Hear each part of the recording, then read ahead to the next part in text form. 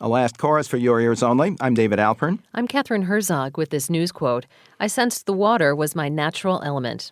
That was an early memory from the autobiography of Esther Williams, the swimming star who became a movie legend.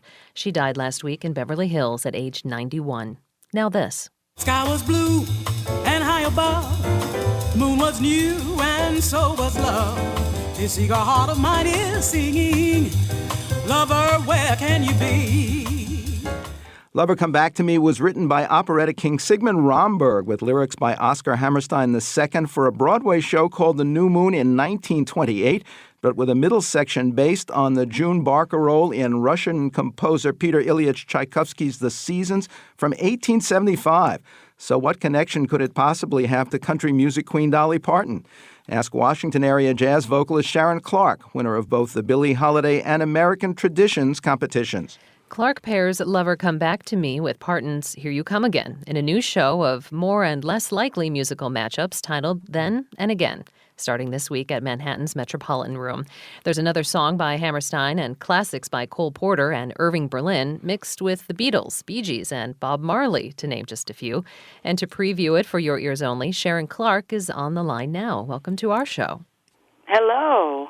It's great to be here. Let's start with a bit of your background. Are you originally from the D.C. area? Yes, I'm originally from the D.C. area. I was born and raised in Alexandria, Virginia, which is about 4 or 5 miles outside of D.C. And when and how did you start singing? Somebody asked me this last night, and I just don't know clearly when it began and how. I just remember at about 3 years old, I thought I sounded really good singing Happy Birthday. So I blocked everybody out, and I sang Happy Birthday to my twin sister. And I think that's where it started. And when did you realize that jazz could be your career? Well, actually, I studied classical music, and I was on the road to singing classical or opera.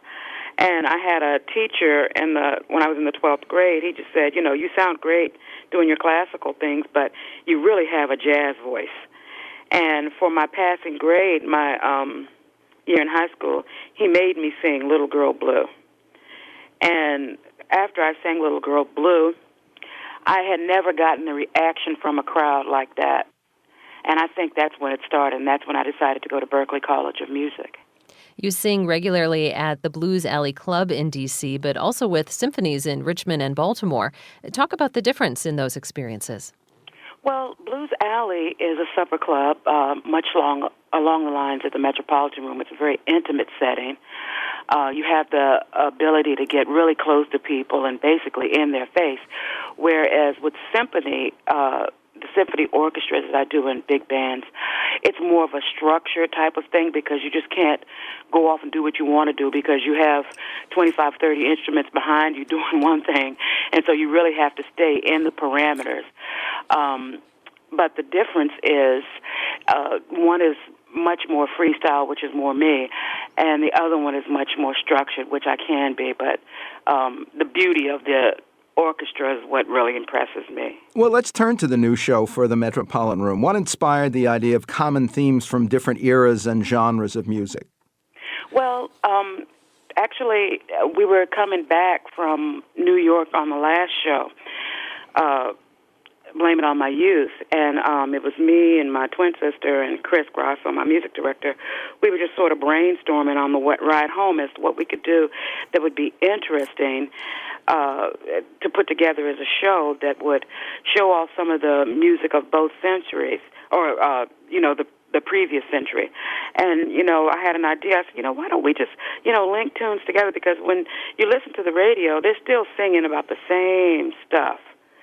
And it's like Lover Come Back to Me and Here You Come Again. I mean, they tie together because what's old is new, and there's nothing new under the sun. Writers and composers are still writing about love, war, hate, and we just paired them up and try to make it a bit more interesting. These songs that I sing, they're usually in my jazz set.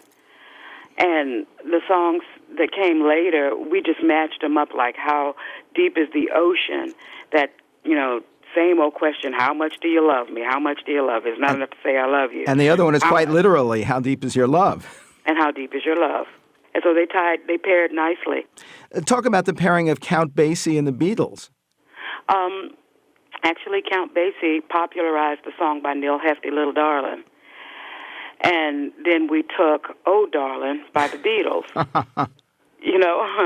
It's darling. Somebody's always darling. There's a murderous matchup involving the unlikely pair of Cole Porter and Jimi Hendrix. And that was a funny one, man. This is so much stuff because sometimes I think where do we come up with this stuff? But we did the Miss Otis Regrets, which is actually a challenge to Cole Porter. He was at lunch one day, and somebody challenged him to write a song about the next line or next words that he heard. And the waiter that was next to him was talking to a table and said, Miss Otis regrets she's unable to lunch today. And so he built that whole scenario around that about the lover that done me wrong.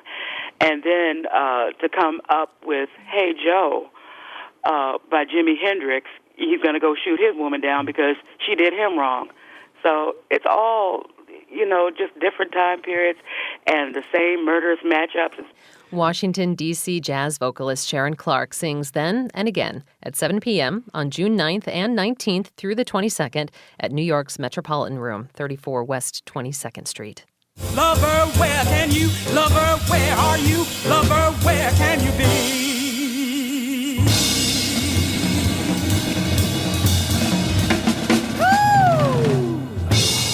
And this has been For Your Ears Only.